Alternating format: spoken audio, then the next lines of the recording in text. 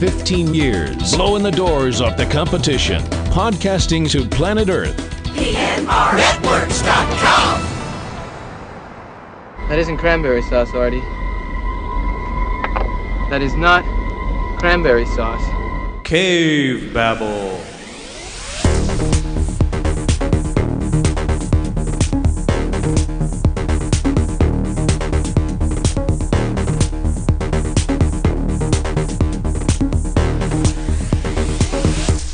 Hello and welcome to Cavebabble episode 277. This week's episode, Blood Rage. This episode is brought to you by Drunk Cleaning. This is Eric. And this is Valerie. Welcome to our little podcast. I always like to drunk clean, as you know. Oh yeah, Valerie does that all the time. Yeah. Or as you call it, Thursday. Yeah, Thursday, thirsty days. Every day is a thirsty day. Every day is a thirsty day around here. Oh boy, we're not sorry at all for this movie, right? We are not. We're going to make this into a cult classic. I think maybe it already is in some circles, but okay, let's say that Thanksgiving is upon us and kind of too late in the game. We said we need to do a Thanksgiving episode. And in this world of the pandemic, I'm sure not everybody celebrated Thanksgiving yesterday. In fact, a lot of people don't celebrate it till the weekend. Mm-hmm. So yeah, I think we're still good. Yeah, we're still good. It doesn't matter because this movie has really not much at all to do with Thanksgiving other than a meal that they have in it. So yeah, loose tie into Thanksgiving. But it does all take place that Thanksgiving and then into that night. So keep that in mind, all of these different things that happen.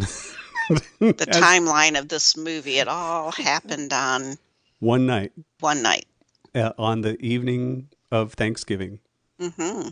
So what in the world are we talking about? Let's just get into it, shall we? Okay, let's. We're talking about 1987's Blood Rage. Looks like you're going to get a chance to meet the rest of the family. My psychotic brother just escaped. Just don't want to spoil things. Anybody else need more turkey? No, I'm pretty good, thanks. I don't like to talk about my brother. It gives me nightmares. I mean, it is Thanksgiving. You know, somebody ought to tell him to get inside. Nobody should be out with my brother around. He looked exactly like Terry, except he had this really wild, crazed look in his eyes. There's somebody after me and he's chasing me and he's trying to hurt me. You're gonna hurt my kitty. Oh, God. You're a real sweetheart. You know that? A real sweetheart. Cult classic, or soon to be, I guess. Directed by John Grissmer, and his only other directing credit was Scalpel from 1977. He wrote some stuff, but that's his only directing credit. The Scalpel, The Bride, and then Blood Rage was his last hurrah. He must have thought this was his magnum opus, and he just knew he couldn't top it and stopped while he was on top. You think that's what happened? I think so. Yeah, he stopped while he was on top, all right. And then he went into writing. Then he is writing novels now. Okay, shall I give a synopsis and then go into stars? How's that sound? Yeah, sounds great. Okay, for those of you who haven't seen this movie, and seriously, no, I won't say anything about it. It's fantastic. Well, yeah, we want them to watch it, and do we? And yes, we do. Yeah, we do. Because we want to know what their opinion is after watching this unique piece of art. As I wrote on our Cavebabble page on Facebook on our group, I said, I'm thankful that we survived watching this movie. So. Oh, you said too much already. Oh, here's what it's about. What's it about? Here we go. As kids, Todd is institutionalized for a murder while his twin goes free. 10 years later, on Thanksgiving, Todd escapes, and a killing spree begins in his neighborhood. Ooh, and it keeps the mystery alive there. Guess what? Todd. Todd, and Terry. There you go. Yep, Todd and Terry. But it's not much of a mystery. We know off the bat at the beginning of this movie of who is the psycho twin. Oh, yeah. We start out when they're young guys. I don't know how old. Did they say they were? I think they were about 7 or 8. That's true Or because they were still between in. 8 to 10. Yeah, between 8. Yeah, it has to be 8 to 10 because they were college age by the time. Yeah, because in the scene with the drinking, they said underage drinking. They said, no, we're not underage. See, right. So they must be college kids. So yeah, they must have been 8 to 10 years old when Terry reared his. Yeah. Well, anyway, Yeah. we're supposed to go Anyways. through stars first, so Yeah, let's do let's go. that. Oh man, I'm all over the place. Okay, here we go. Who starred in this thing? The weirdest of all is the first build. Louise Lasser plays Maddie Simmons. That's his mom. Oh, But she my was. goodness. Her description is she's an eccentric comedy actress. Yeah, Boy, is she. that certainly holds true for this movie. I Mhm. would say eccentric. I'm not sure much about comedy. If she was playing it for comedy, I mean, she was playing it for weird. That's for sure. Yeah. I- She was born April 11th, 1939, New York City, New York. New And York she's City. must still be alive because there's no death date yet. I wonder if she has the same hairstyle that she had in this movie. Good question. Oh my goodness, her hair. Woo! It's something else. She is by far the weirdest person in this movie, and that's counting a guy who goes around and kills people. Oh, that's why she looks familiar. Why? She does the Mary Hartman show. Does? She's did. You know? Yeah, she was Mary Hartman. Oh my goodness, I hated that. Yeah. Because I hated being even associated. That was such a awful. Looks like it only ran 2 seasons. But she didn't play Mary Hartman herself, right? Who was that? It looks like she did. It's what she's known for. See, I never watched that show, so I'm not Well, up yeah, on you it. didn't miss anything. It was awful. Anyway, we will discuss her more as we go along, but I swear this woman was either high on Quaaludes or something weird during the filming of this movie because she was so weird. If you watch, have no other reason to watch this movie other than her performance, it's worth it. Mm-hmm. Just to watch like a train wreck in progress. It's just Exactly. It's just like, wow, I cannot believe how odd her performance is. I was there earlier today to bring him his pie. I always bring him an individual piece of pie with a white plastic fork and a napkin, and I put it in a little box with string. What number do I want? But I guess she was, like I said, if you might have to watch an episode of Mary Hartman just so you can experience it because now that I've seen that's a role that she's just as eccentric in that whole show too. I guess I did see a little trivia that she and the director didn't get along. Oh. And at one point he even quit the movie and was enticed back by the producer who also starred in this movie. Was one of the characters in this film too. Yeah. Mm-hmm. Yeah. But we'll move on now because we'll have a lot to say about Mom as we go along. Yeah, we will. It's classic. We have Mark Soper as Todd/Terry, as in he plays both roles. So he did. So, I mean, it was real. They did good with separating them because we almost didn't think they were twins. I mean, they did the hairstyle so differently. I knew it was the same guy as they were older. It was when they were kids. I said, oh, those boys aren't twins. Okay. Yeah, that's when I was saying when they were little kids. Okay, but when they were older. Yeah, when they were older, I knew it was the same guy. It's just because any scene when they were together, it was obvious that one of them was a body double. Well, Todd Terry, Mark Soper, was born July 19th, 1959. Yeah. Boyertown, Pennsylvania. He has very pretty eyes. Mm-hmm, yeah, very. He can't act worth a dang, though. I thought, now that I guess I didn't realize he played Todd and Terry. Oh, that cracks me up that you thought they were different. I did think they were different people. Yes, I did. That was the one and only thing that he did well in this movie. They definitely had distinct personalities. Yeah, that's what I thought. And so he did a good job. All they did was mess up his hair. They just, in one, his hair is all combed, and in the other, it's just all muffed up. But he did play the 2 roles as total different characters, which they are, of course. He has the oddest line delivery sometimes, though. The way that he delivered his lines was just weird. Well, but I think because, like I said, him and his twin and his mom are all psychotic. quick. They really are. Yeah. Yeah. This movie goes exactly where it should go at the end. So Yeah, it does. yeah. Okay, let's move on. Speaking of terrible actors, Julie Gordon plays Karen, which is Terry's girlfriend. Yeah, she was. She was something else, wasn't Yeah, she? she was not a strong actress, and it doesn't look like she went very far from here. So she did Blood Rage in 1987, Deadly Illusion in 1987, Super Fuzz 1980. Yeah, so she doesn't look like she had much of a career. Not It much of looks a like, career, huh? yeah, 87.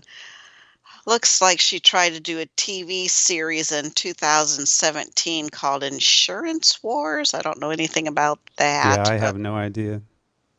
But yeah, it doesn't look like she went very far in the acting world. Her line delivery was much like everybody else's, except for maybe Mom. Mom was the most psycho, but yeah, she certainly doesn't stand out much. No, she's a very flat actress. Every line was delivered essentially the exact same way. And there's a whole sequence that we'll talk about closer to the end that it is just so strange the way that she acts and delivers lines as she's being chased. It's Right, almost exactly. like she's more irritated. Oh, there you are again.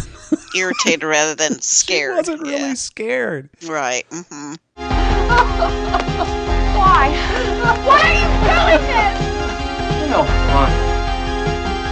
Ain't no fun at all. Oh. It didn't come off as her being scared at all. But we'll talk about that in a little bit. We have Jane Benson plays Julie. That's the single mom that's not worthy of having a baby. I tell you what, yeah, she should not have had a child. No, she definitely was not a No. mom. No. She gave birth to a baby, but she was not a mom. Oh my God. And we'll talk a little bit more about her too, but She was born August 8th, 1955 in Evansville, Indiana. Evansville. And she too doesn't, it seems like Blood Rage, but it looked like Blood Rage was the end so far for everyone Oh boy. we've talked about so far. I Blood am Rage. shocked and amazed. Well, Shocked and amazed at like I that said, fact. it's obviously their magnus opus for all of them. Yeah, so far. Magnum opus. Excuse me, not Meg. Meg is Magnus. Magma. Magnolia something or other. Anyway. doesn't Anyways, matter. yeah. We have Marianne Cantor. Speaking of the producer of this film, Marianne Cantor plays Dr. Berman, so the psychiatrist or whatever she is supposed to be. And for whatever reason, provided voiceover over one scene that was in the office, which was really strange. Yeah, and maybe in the trivia it'll talk about that, but we have our theory. Yeah. Yeah, what's our theory for My- why? My theory is that the microphones weren't picking up their voices very well, because there's another scene where Mom is speaking to Terry like right on top of him and you can hardly understand a thing that she's saying. So I think in that scene in the doctor's office, the microphones didn't pick up things like it was supposed to. So they just had the doctor do voiceover over that part. And it was the weirdest effect. It was. It was so strange. Even through him being Todd, grabbing a piece of pumpkin pie and throwing it against the wall and yelling. So they don't even. And you can kind of hear voices and what they're saying, but over that is the doctor's voice over that entire scene. And narrating it. Yeah. But she was the producer, and apparently, according to her, that she only took the role when the person who was supposed to do it didn't show up. So she took that role. And again, it was her last hurrah. Really? Yep, there's no films after that, nor for either acting or directing. This was the last film she did. Well, you saw how great she was in that role, right? Oh, yeah. She was. Yeah, she was as poor an actress as everybody else in this movie. So. All right, we have Douglas Weiser. That must be Weezer. Douglas Weiser as Jackie, which is the gun-toting assistant to Dr. Berman. That's who that was. Okay. He's soon dead, gonna bite it during that whole scene. But my God, he doesn't know how to use that weapon, does he? No, At not one point, he's talking to the doctor, and the gun is just in his hand and is pointed right at her head. But it was only a tranquilizer gun. It wasn't bullets, right? right, right. And he was too worried this whole movie about getting high.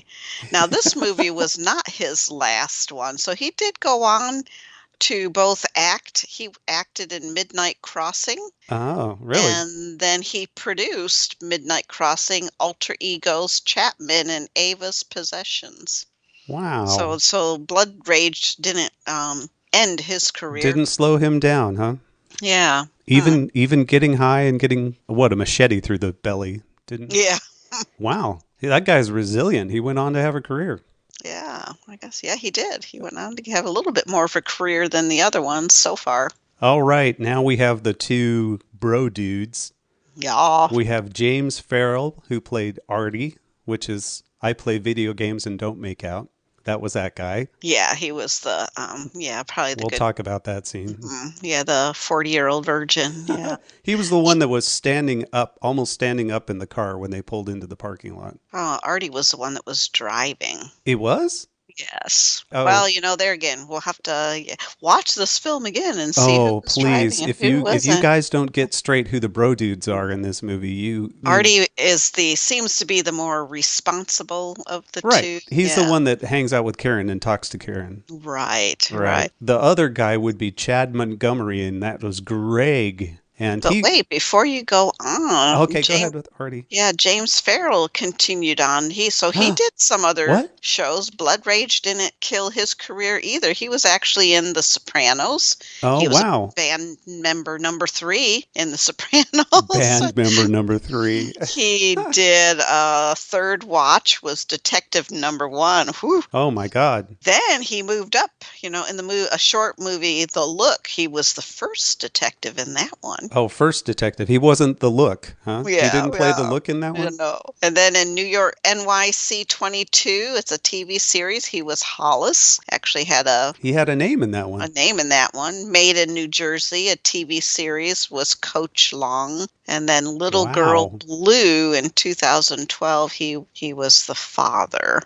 So still not any major roles, but he did have a few after. Blood Rage wasn't his magma opus. I just think of it this way. He has at least 10 more credits than I do in movies, right? Exactly. Same here. Me, I couldn't get past being a bit player, so yeah. There are two kinds of actors, those not working and those that are working, and you want to be the latter. So, Okay, now can I do Chad? Yes, now you can do Chad. Chad Montgomery plays Greg, and he plays video games too, but he also makes out and he puts on fake wound makeup at one point too. No, he didn't put it on his date. Well, he had it on too. She had it all over her face, and he had like 2 or 3 cuts on his face. Yeah, he had just a little bit. She had the full-on face makeup. Okay.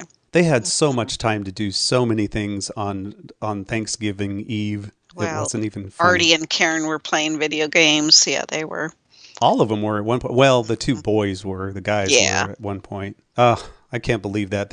2 bro dudes get invited over to Hot Woman's house and her friend, and they play video games. And Chad's got a couple. So after Blood Rage, he did a couple more. He did Jimmy's Got Time, a short movie, and he was Jimmy.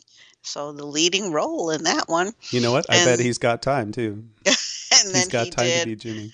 Yeah, in 2014 he did Broken Leg. Never heard of that one. And he was Sean in that one. I wonder if Sean broke his leg. Yeah, Broken Leg. I don't know. Yeah. It's probably a movie about Sean's leg. Okay, moving on. We have Lisa Randall. That's Andrea. That's the ready to party at all times, not afraid to get naked either. This is her only credit. Yep, that was it. Yep. Poor thing. She was in this movie, and she was naked for a fair amount of it. Oh, that's one thing. If you guys are out there are offended by nudity, don't watch this movie. Right, because there was a lot of Well, it's pretty much limited to her and like one other woman. I don't even know who that was. It was someone who was naked and running away from the camera. Who was that?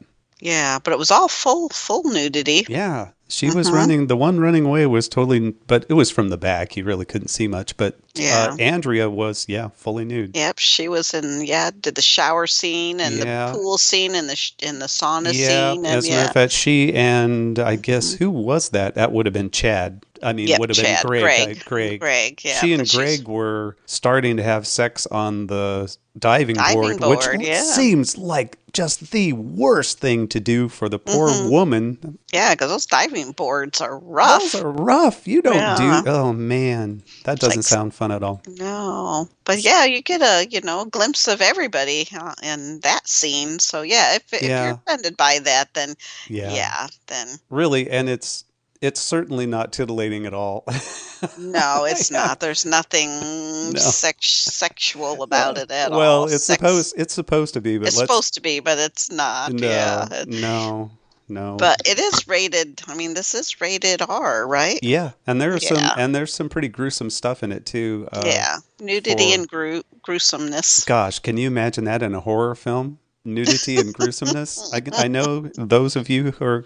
I know you don't expect that in your movies, but she was something else. She was the one in the whole cast that she was just there to party. As a matter of fact, she said, I majored in partying. Yeah. That's all she wanted to do. She wanted to get drunk, get laid, and she was pretty much one of the dude bros. And she was more of a dude bro than the dude bros. Right, yeah. Yeah. And that's how as a matter of fact, she was flirting with Terry at Thanksgiving dinner. Yeah, and when his girlfriend Karen was, she had no scruples. Right, and they kept showing reaction shots from Karen, and she's like, "What are you guys doing? Right in front of me?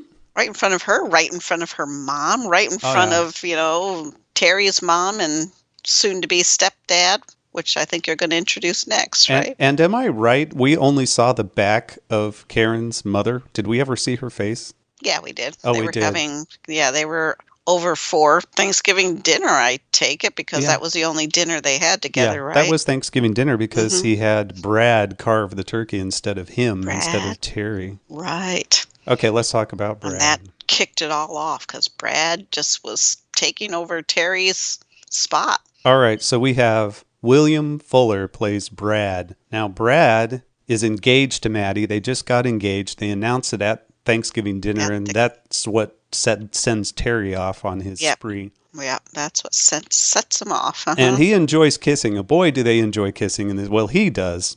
Mom's not really into it, and it's kind of grody, that scene. But you don't think Mom's into it?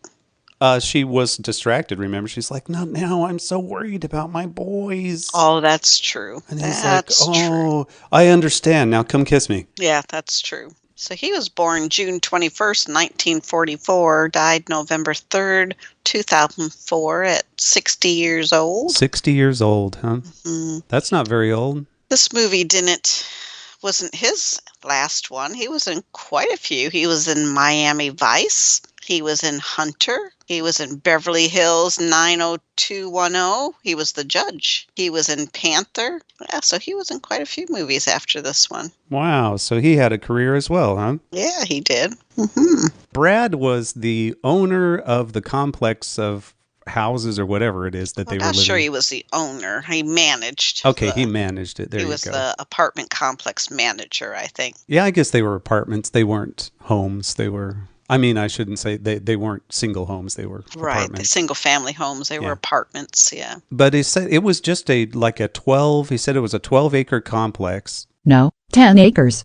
And it had like walkways through the woods and things like that on it. It was a nice looking place. Mm-hmm. They didn't say how they met, I guess, did they? He and Mom. No, they didn't say how they met. Mm-hmm. Guess what? It makes absolutely no difference. Makes no difference. Mm-hmm.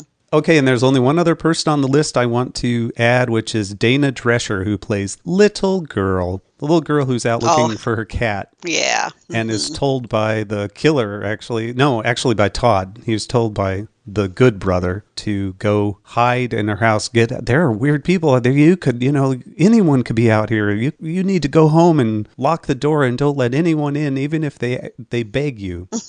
Where are her parents? Right. They never show her parents, and she has no bio. That essentially this too was her last her only film that she's credited with. At one point, Karen is trying, which is the whole reason that they set up the girl not letting anyone in. Karen is trying to get into her place because she's running from the killer.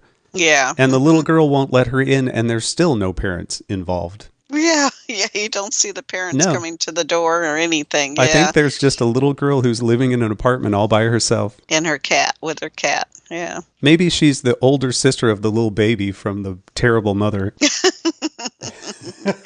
Yeah, living in different apartments. You're old enough to have your own place because I have a boyfriend now, and I'm trying to land a guy that'll, And she really was. She's a gold digger. She truly is a gold digger. She has, that whole scene where she's saying to the baby, Mama's getting you a rich daddy. A rich daddy. A rich daddy. Yes. I mean, so she was, there was no qualms about what she was. She wasn't hiding what she was trying to do. And that's the cast. Okay, right up front, I would like to acknowledge the most famous person in this film, and that would be Ted Raimi. Yep. Yeah, Sam Raimi's brother, who's in all his movies, has been in lots of things. Everybody knows Ted Raimi, I think, at least by look they do. Yeah, if you see him, it's like, yeah. He plays a creepy guy at the very beginning of this movie when we're back in time when the twins are young and at the drive-in that sets everything off. He is just hanging out in the bathroom with all kinds of different condoms on the inside of his jacket, and he's selling them to folks. And that's the one and only scene that Ted Raimi is in, and that's all he does, and it's the weirdest thing ever. All I was thinking is, who just goes to the drive-in and hangs out in the bathroom and sells stuff? Well, maybe in those days, because, maybe they didn't have the condom machines on the wall. And if you think about it, the drive-in, that's a great way. He was selling those for $1 a piece. So that, you make some good money that way. Well, this was his film debut, by the way. Oh, really? This was his first role? Well, he was just a little kid, you could tell. Yeah, so he was 19 at the time of this film, and it was his film debut. Yeah. Ted Raimi. So you gotta say, it was quite an entrepreneur. Ted Raimi is one of those guys that he has looked the exact same his entire life. Yeah, he has. He's just gotten a little bigger and a little older, but he looks the same as he did back then. I don't look the same as I did in high school. That's crazy. But anyway, yeah, I can see why he's necessary, though, because everyone, and I mean everyone in this drive-in theater was making out. Yeah, but that's what they, well, not everyone. There was one lady that was trying to watch the show. That's right, the hippie dude that was sitting in the passenger seat kept trying to make moves, and she was slapping his hands and getting mad at him. Yeah. Because sexual harassment is fun. Oh. This film was originally titled Slasher. Well, that would have been a good title. That would have been more apropos than Blood Rage. Yeah. He didn't really rage at any time during this movie. Yeah, I think Slasher probably would have been a more appropriate name because Blood Rage, Terry never showed, in my opinion, rage. He just was psycho that he actually enjoyed, was having fun killing, not raging. So anyway, the twins are hanging out at that drive-in, and that's when they're set off because even Mom and the guy she's there with start making out with the two boys asleep in the back of the car. Yeah. They have like a station wagon, so they were all laid out in the back. Right, and she was making out not with Brad. Nope. Brad, Brad wasn't. That was 10 years later. So yeah. So here's the other. So when this was initially released in theaters, so it was filmed and created in 1983, but not released until 1987, was released as Blood Rage in the theaters, but in May, they changed the title to Nightmare at Shadow Woods. Shadow Woods, that's the name of the place. Woods. Nightmare at Shadow Woods, That too, I don't know. Blood Rage, I guess Nightmare at Shadow Woods would have fit it better than Blood Rage. Slasher is the most generic, but it makes the most sense for this movie. That's really what he is a slasher. So the boys wake up and they see Mom and the guy making out. So what do? They jump out of the car and one of them grabs a weapon, which would be Terry. He grabbed a hatchet out of the back of someone's truck. Something like that. And he went, and he goes in the back of a truck. Yep. Yeah, and he goes and he kills a guy. Couple is having sex in the back of their car, and he goes and stares at him through the window, and then he chops the guy. And then he immediately turns around and he rubs the blood on his twin brother and puts the puts the hatchet in his brother's hands, and his brother says absolutely nothing through that entire scene. Right, because I guess the horror, during the narrative in the psychology office, she explains what happened, that he became catatonic. Yeah, because of the trauma of witnessing his brother commit a murder. They thought he did it.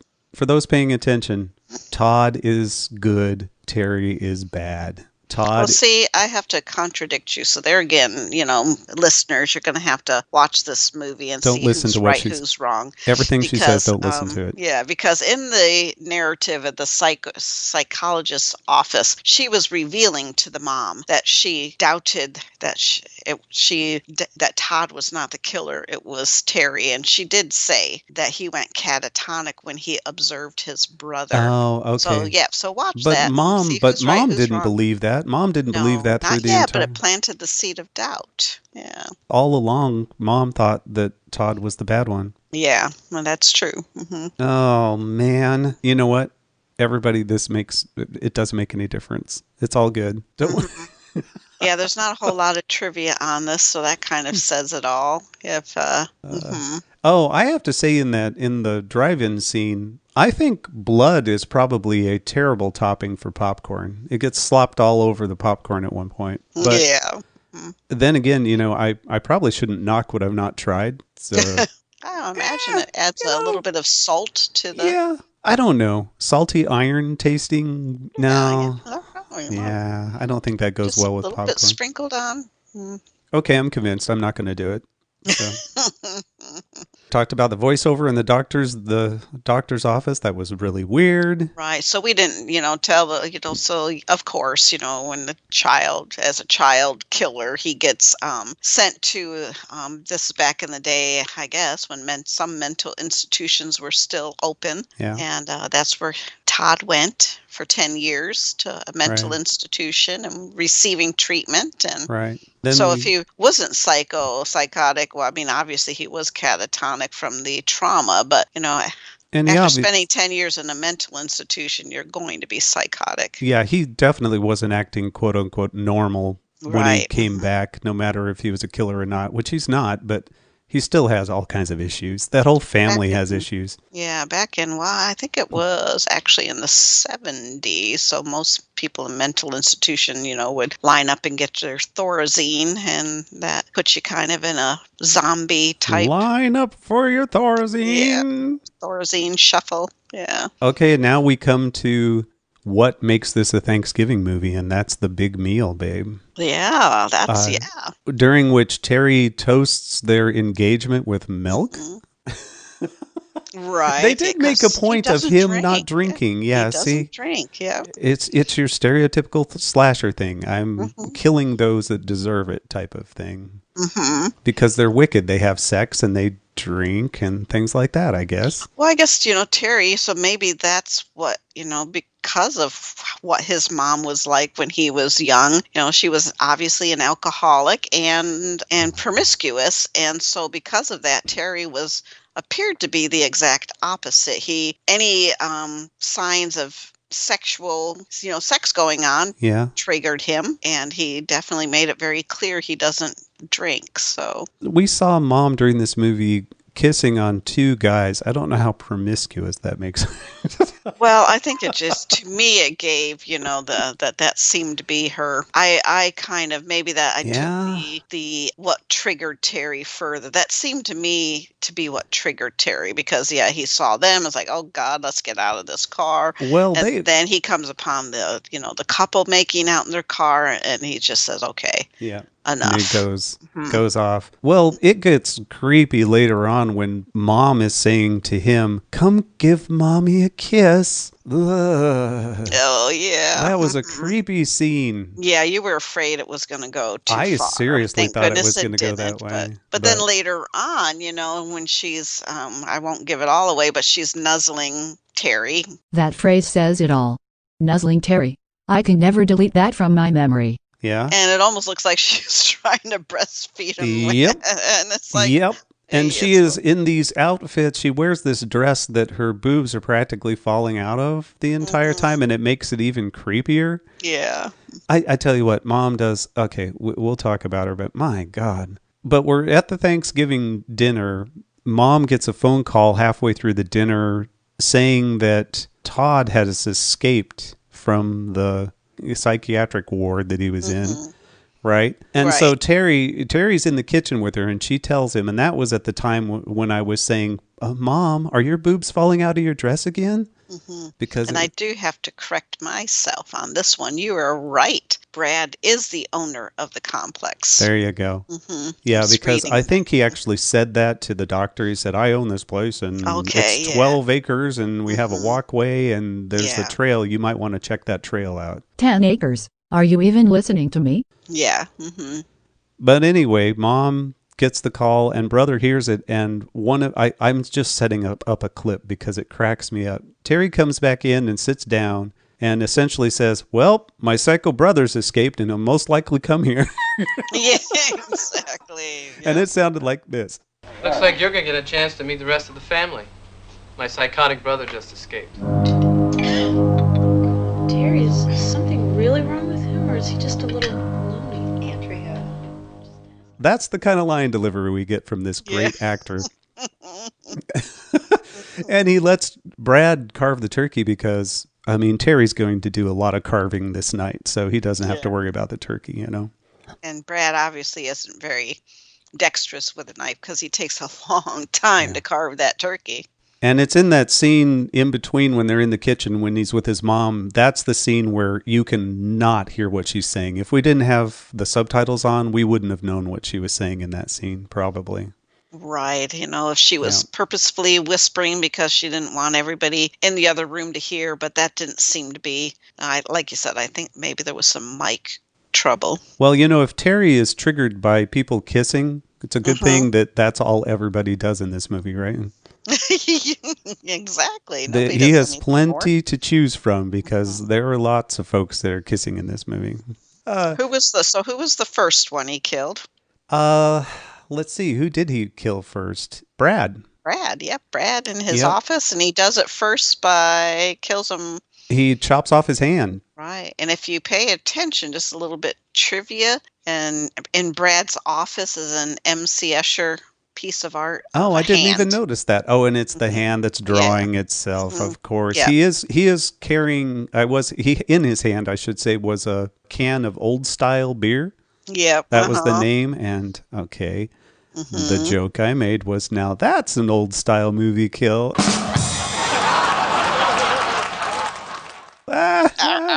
Dad joke number one. Of course, the hand twitches, as it's holding the, as it's severed from the arm, it's still twitching. He did more than that to him. Chopping off his hand wouldn't have killed him, but he... Well, I guess supposedly that could have, because, the artery was spurting, so just 3 minutes and he bleeds out, I guess he just held on to him. Maybe he held him. Maybe he kissed him. I don't know.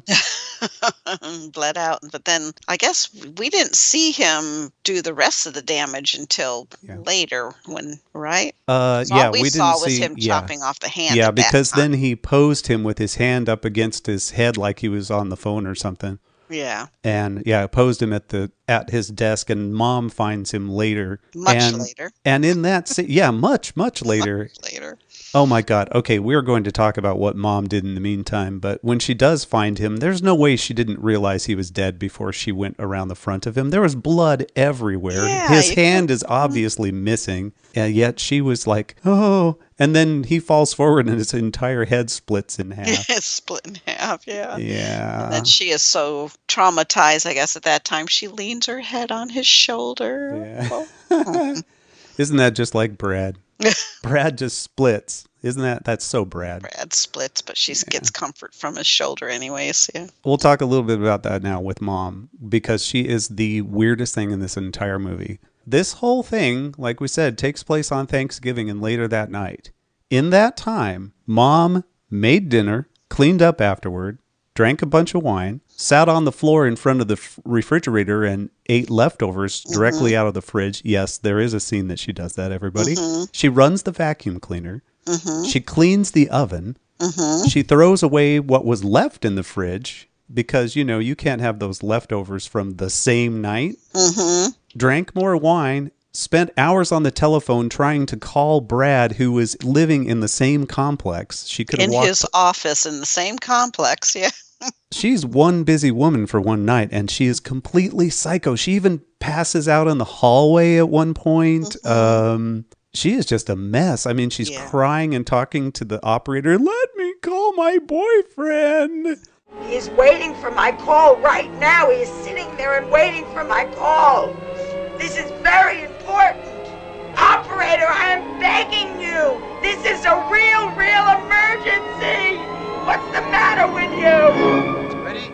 His line can't be working because he was expecting my call and he's not answering. But she eventually just walks over there like she should have done in the first place. Why didn't she just walk over there? Well, supposedly she was panicking. That was her panicking after getting that phone call that her son Todd had escaped. I don't know. She's a mess, and it's worth it just to watch the train wreck that is her performance. So then the second person they kill is the doctor, right? Is that the doctor, or was it the assistant with the tranquilizer? Oh, yeah. It was the assistant at first, and then he went in the woods and killed her. And the doctor, oh my goodness, the doctor, he hacks right in half. He chopped her in half off camera. You don't see it happen, but you come back and her legs are away from her body, and she's screaming, but it's obvious that, she's just down on the ground and half of her body is, I can't even imagine she would be able to do that. Could she sit there and look at herself and yell? And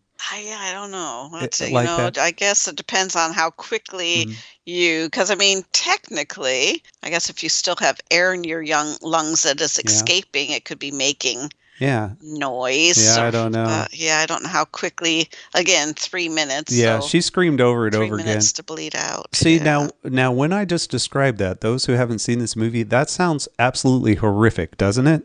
Guess what? The scene didn't play that way. No. It wasn't horrific in the least. It was just silly. So. And then supposedly later on, when Todd comes across the body of his doctor, in Wikipedia, it says he becomes emotional.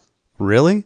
Yeah, that was emotional. Todd didn't show any sort of anything other than being scared of people and running away. I mean, he did try to piece her back together. Maybe that was funny. Yeah, he did put the body over there. Oh, my God. And then he does grab her gun to, Which looked like the worst prop gun ever. It looked so fake when he grabs that from her. Oh, my goodness. Okay, not every time, but Terry has a catchphrase that he uses, a tagline that I just wonder if it wasn't on the posters as well.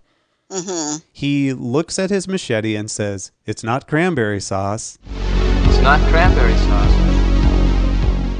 Yeah. And he says it like 3 or 4 times during this movie. As a matter of fact, let's string them together right here. That isn't cranberry sauce, Artie.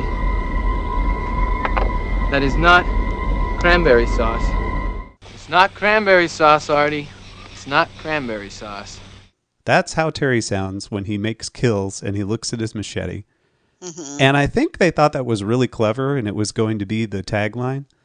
But maybe. Oh my God, it's just dumb. So I think to watch this movie, so I'll interject here. So the criteria for watching this movie, so we can make it into a cult classic, is before you sit down, pour yourself a glass of wine. Right. And so every time the mom drinks something, you take a sip of your wine, right?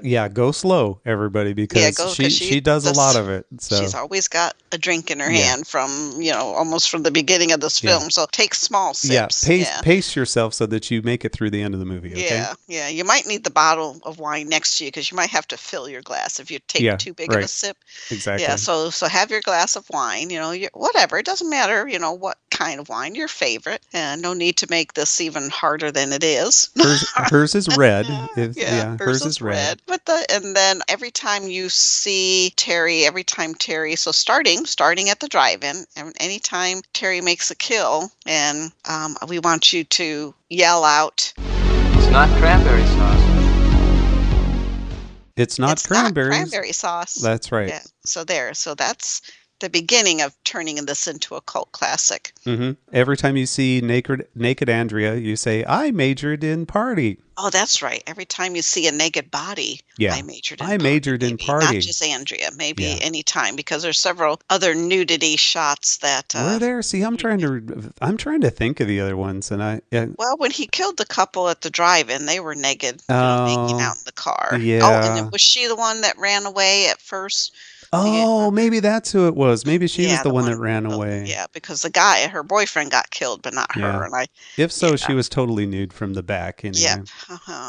Yeah. So I think anytime you see nudity, I majored in party. So there. So yeah, I think we're on a good start. And as you guys watch this film, think of some other things that we could interject to truly, kind of like Rocky Horror, to be an interactive cult classic film. That's right.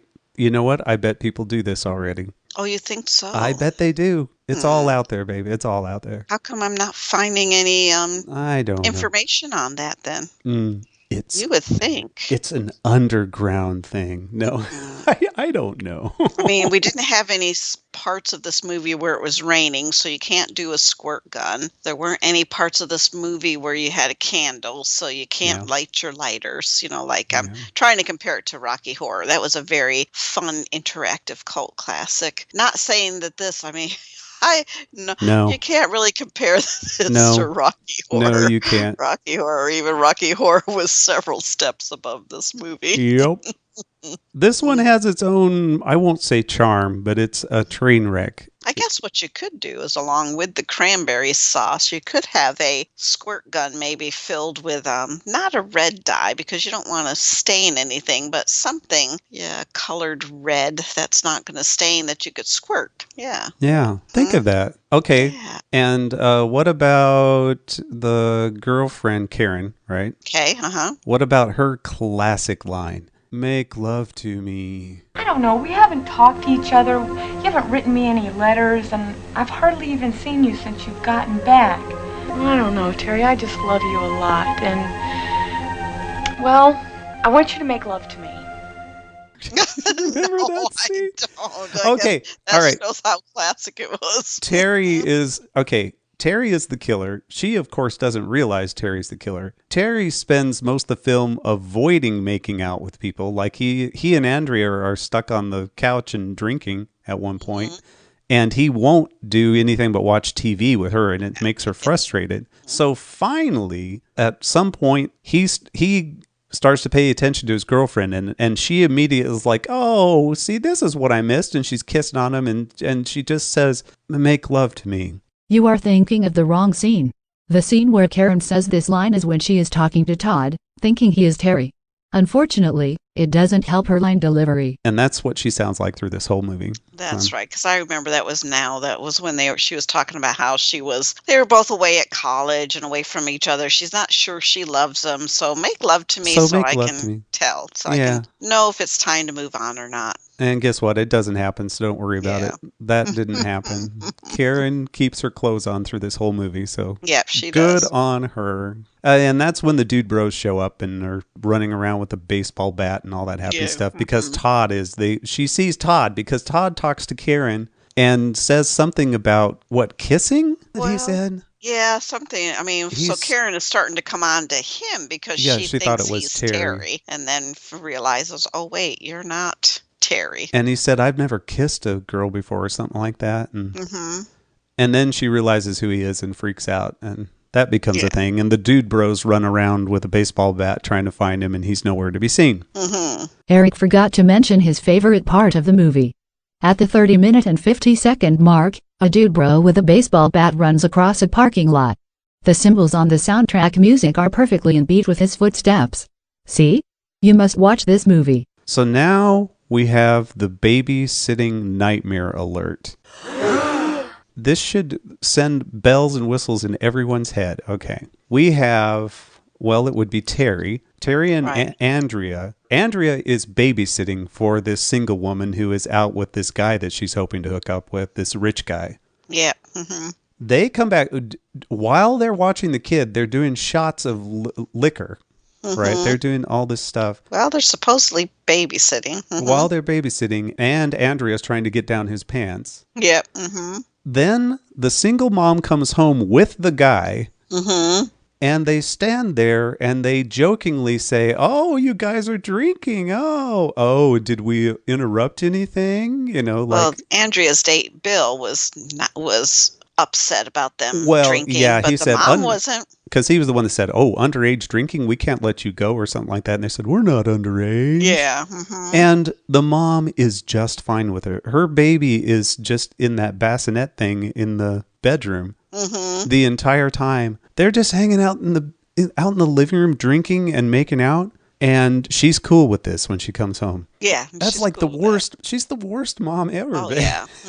The worst mom ever. Not worried about her because it's like, now we've conveniently had the alcohol out so she can get good old Bill drunk. Right. And then she immediately, when they leave, and Terry comes back not too long afterwards and takes care of them. But takes care of both of them. Yeah. So well, I guess, there again, it's all within the night. But first he kills Bill, and he comes back later to kill the mom. Oh, meanwhile, we cut to the mother, a scene with the mother running the vacuum cleaner in the middle of the night. So, and then we go back to them. Oh, my goodness. Unless he's a very efficient killer. I mean, because, it's... As a matter of fact, at one point, Mom is so freaky with him because he's leaving probably to do more killing. She doesn't realize it. But she tells him to put on a sweater. You remember that? Yeah. She said, "Put on a sweater." I'm going to put that clip right here. But Terry, be very careful. He's probably very frightened. And Terry, please put on a sweater. It's cold outside. The blue one. That's how this movie is. Yeah, because after killing the doctor, he got a lot of blood on himself after that. So he comes back to the house and he changes this into from a long sleeve shirt into a sleeveless shirt. Yeah. And then, that's when the mom is saying, "Oh, put on a sweater. It's cold." And Mom even discovers that shirt with blood all over it, and she still doesn't think Terry is the killer. Right. She still thinks, still thinking Todd when it's Terry's shirt. Yeah.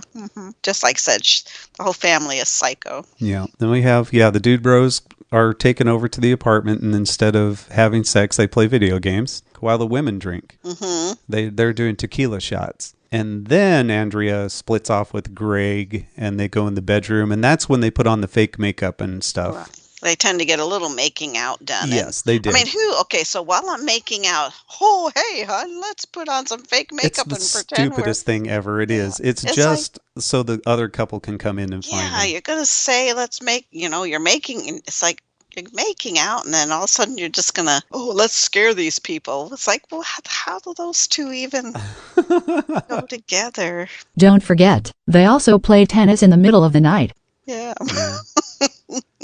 And then, of course, you get the full nudity when she's in the shower. Yeah, she takes a shower, showering off her makeup, and you see, that's when Terry comes in and takes care of him. No, right? She doesn't. No, he doesn't take care of them until they're making out full. Oh, yeah, that's right.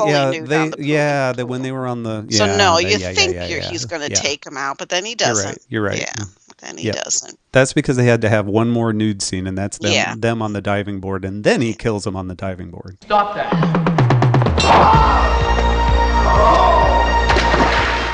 Because both Greg and Andrea are obviously both actor and actress that are comfortable with doing nude shots, because they had to take full, because then we're fully nude on the diving board, and then there's yet another time where it shows both of them again together fully nude. I think one of the things most featured in the shots in this movie were the green shag carpets in the apartments. You get to see them up close and personal because the mother passes out on it at one point. And the green shag carpet, the typical 80s, that yellow goldish yellow. It is hideous. It is just kitchen appliances. They are hideous, everybody. Yeah. But if you look at that, it's like, I remember that. I've been to a friend's house that's decor was like that. Oh, you know what, Okay, I guess we'll just go to Karen getting chased around by Terry. Okay. Karen grabs the baby out because she finds the dead bodies they were, I guess, in the closet she finds the bodies anyway, a body of the single mom, and she grabs the baby out of the bassinet thing. And so for the rest of the movie, Karen has the baby with her, and she's protecting the baby. And she's running from Terry because at this point she's figured out Terry is the killer and he is, quote unquote, chasing her. She's running a lot faster than him, and she goes to different places, like the little girl's place. We won't let her in. But that entire time when she sees him, like I may have said earlier, it's more like she's just irritated that he's still there. She doesn't seem sad. She's like, no, not you again. Why?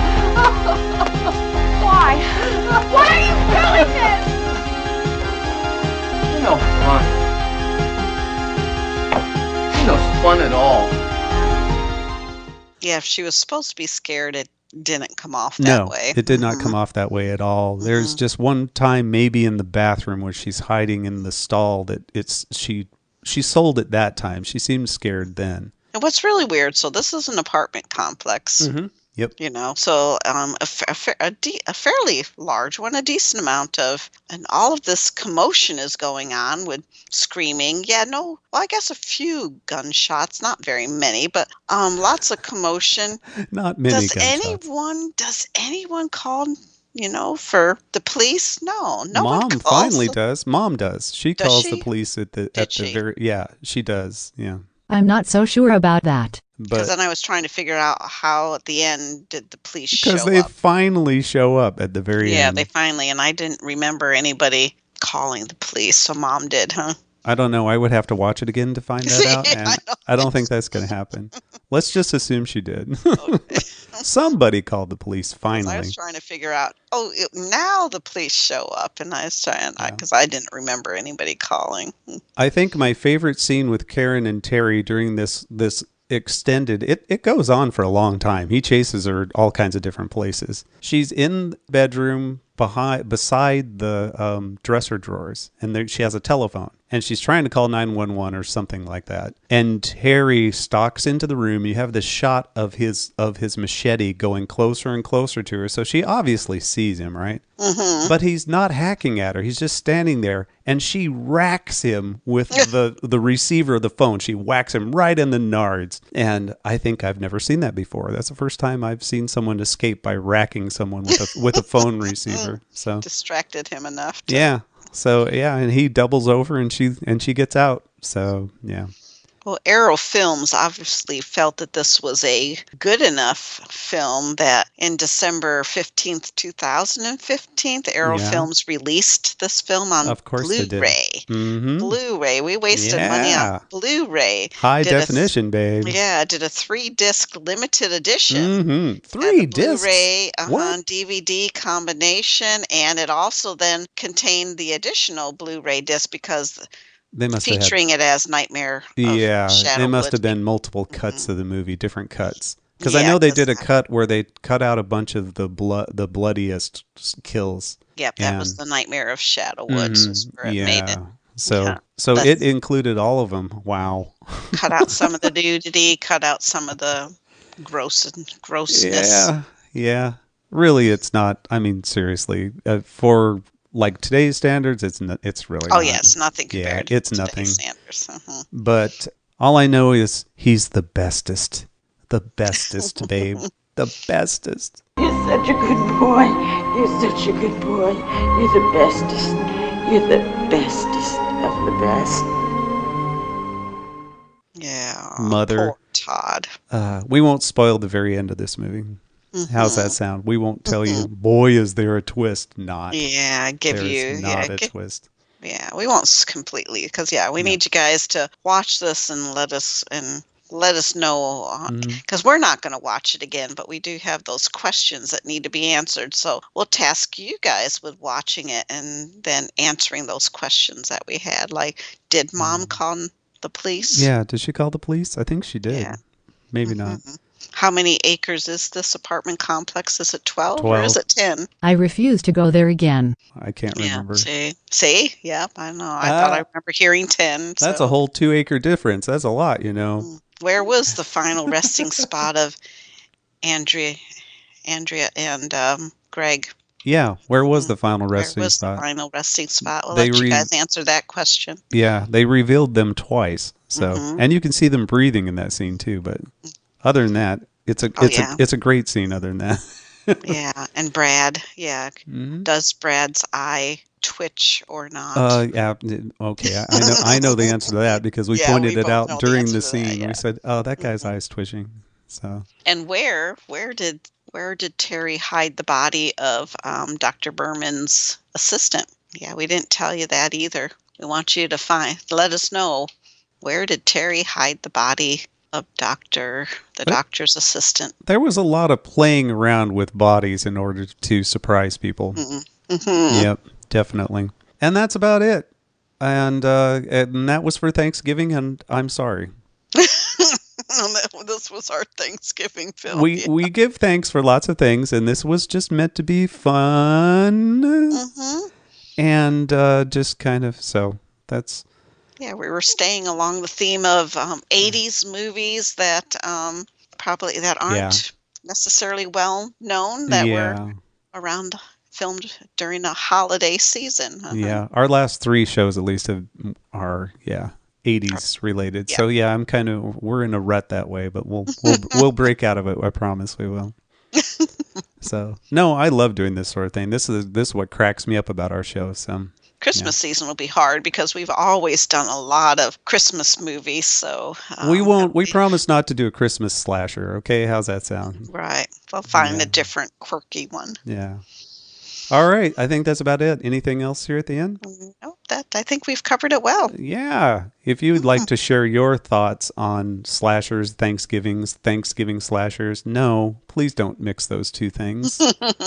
Cavebabble@gmail.com, or you can head on over to Facebook group, search for Cavebabble Podcast, and we will accept you to the group, or subscribe on Apple Podcasts. Search for Cavebabble Podcast and subscribe. And if you like what you hear, leave us a review. We would appreciate that. We are part of the Popcorn and Roses Network, and that would be TC and Kim with shows like Subject Cinema and Ring Around the Rosie, and they have all kinds of shows, and we're part of their network. You could go to ecinema1.com and check that out. And that's about it here at the end. All right, thanks for all the downloads and listens, and until next week, we're out of here. Goodbye. Cavebabble.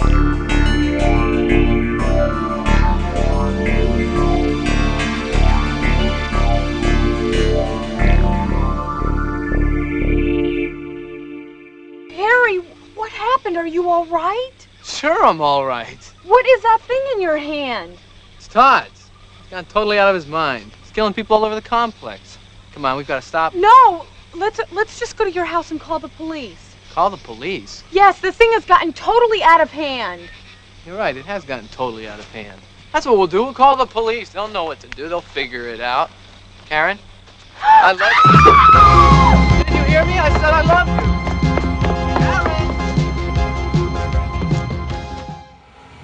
Karen! 15 years, blowing the doors off the competition. Podcasting to planet Earth. PNRnetworks.com